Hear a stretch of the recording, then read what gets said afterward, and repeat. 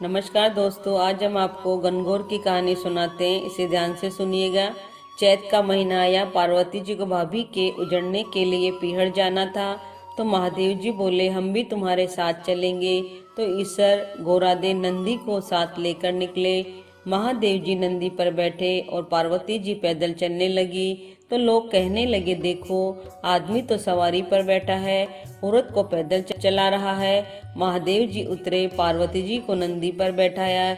ये देख लोग कहने लगे, देखो औरत सवारी पर बैठी है और पति पैदल चल रहा है। ऐसा सुन पार्वती जी भी उतर गई। दोनों पैदल चलने लगे, साथ में नंदी भी चलने लगा। अब लोग बोले, देखो वाहन होते हुए भी दोनों पैदल चल रहे हैं। तो ईश्वर गोरादे दोनों नंदी पर बैठे। लोग बोले, देखो छोटे से जीव पर दोनों जने बैठे हैं। पार्वती जी बोली, भगवान दुनिया कैसी है, नंदी पर बैठने नहीं दे और पैदल चलने नहीं दे। ईश्वर जी बोले, पार्वती जी ये संसार है, यहाँ ऐसे ही होता है। आगे गए तो एक गाय उठती बैठती बेचैन हो रही थी। गोरादे पूछने लगी, भगवान ये गाय कष्ट में क्यों है? तो ईश्वर जी बोले, इसके बछड़ा होने वाला है। गोरादे बोली, बच्चे के लिए इतना कष्ट मुझसे सहन नहीं होगा, मेरे गांठ दो। ईश्वर जी बोले, आगे चलो। आगे गए तो घोड़ी उठ बैठ करती हुई दिखी। गोरादे बोली, इस घोड़ी को क्या कष्ट है? तो ईश्वर जी बोले, इसके बच्चा होने वाला है। गोरादे बोले, मुझसे इतना कष्ट सहन नहीं होगा, मेरे गांठ दो। ईश्वर जी बोले, आगे चलो। आगे गए तो राजा की नगरी में उदासी छाई थी। ढोल नगाड़े उल्टे थे। गोरादे पूछने लगी, सब यहाँ उदास क्यों हैं?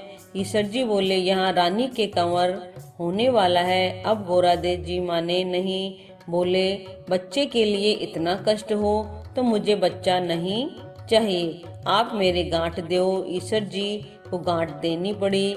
ईश्वर जी ससुराल पहुँचे, पीपल के पेड़ के नीचे वास किया। गोरादे पीहर में सहेलियों में मग्न हो गई। गणगौर नजदीक आए। ईश्वर जी बोले, आज गणगौर है, सब औरतें पूजा करने आएगी। सवेरे से ही स्त्रियां पूजा करने आने लगी। गोरादे जी सभी को सुहाग बांटने लगी। दोपहर के समय बड़ियों की औरतें ओढ़ पहनकर 16 श्रृंगार करके पूजा करने गीत गाती हुई आई। गोरादे बोली, सुहाग तो सारा बांट दिया, ये औरतें तो अब आई है। ईश्वर बोले, गोरादे चिट्टी अंगुली जल में खोलो, नैनों का सुरमा निकालो, मांग से सिंदूर निकालो, टीकी में से रोली निकालो और सभी स्त्रियों को अमर सुहाग दो। गोरादे ने ईश्वर जी के कहे अनुसार सबको अमर सुहाग दिया। अब ईश्वर गोरादे जी घर गए।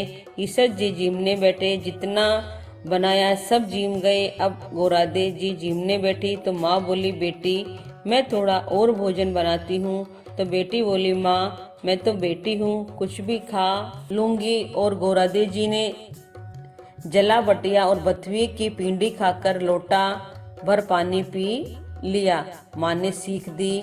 वहां से निकलकर ईश्वर गोरादे जी पीपल के नीचे आए। ठंडी छांव में थकी हुई पार्वती जी को नींद आ गई। ईश्वर जी ने पार्वती जी के पेट की ढकनी खोली, देखा तो जला हुआ बाट्या व बथुए की पिंडी थोड़े से पानी के साथ पड़ी थी। ईश्वर जी ने ढकनी वापस ढक दी।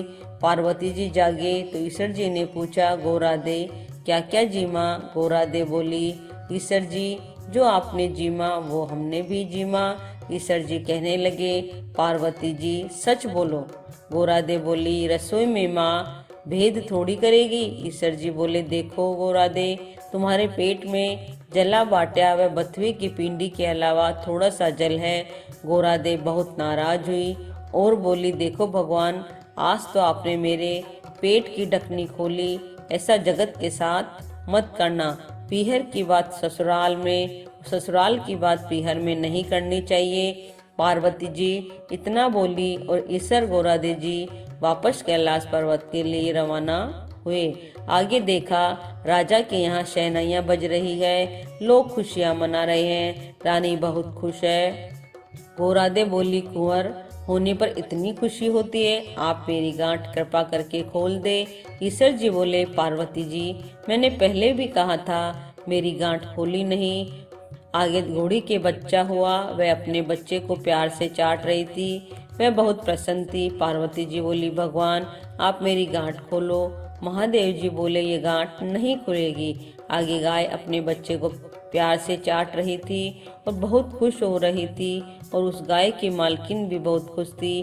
पार्वती जी सोचे, जानवरों को बच्चों को इतनी उमंग है तो मानव की तो बात ही क्या है। और ईश्वर जी बोले, भगवान मेरी गांठ खोलो, नहीं तो मैं आगे नहीं चलूंगी।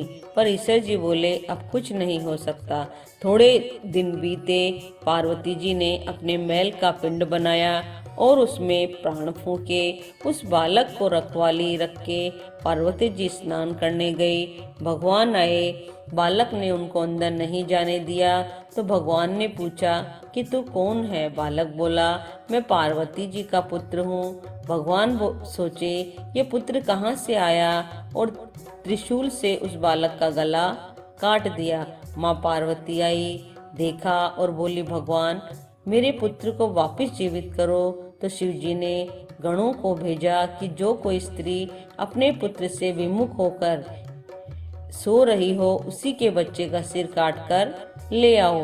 गण सभी जगह घूमते घूमते जंगल में पहुंचे जहां एक हथिनी अपने बच्चे से विमुख होकर सो रही थी।